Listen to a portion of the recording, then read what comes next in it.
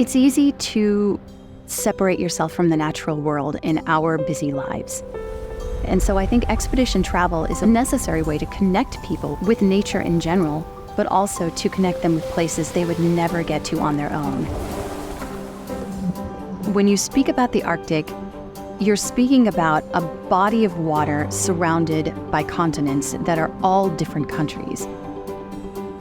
Greenland, especially East Greenland, is very, very wild. There are not a lot of communities there. It has a deep fjord system, and it churns out a lot of very big ice.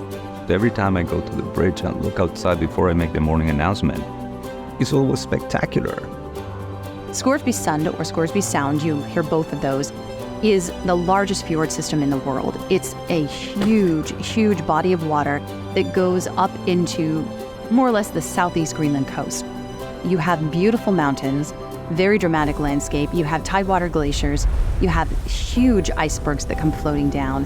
It's a vast wilderness, and it's this channel of different bits and pieces where you could explore for days and not go to the same place more than once. The Arctic has land predators such as polar bear, Arctic foxes, wolves, etc. Sea ice is amazing habitat for polar bears and walruses and harp seals and ringed seals. They're all living on these patches of ice, and you just don't find that any place in the world other than the Arctic area. To me, going to the Arctic is like being on a safari. You know, there's a lot of animals out there, a lot of different animals, but you just need to look for them, and you need to be on deck with your binoculars, and you need to be paying attention. And when you find it, it's the same thrill as when you find a leopard in the middle of a safari in Botswana, for instance.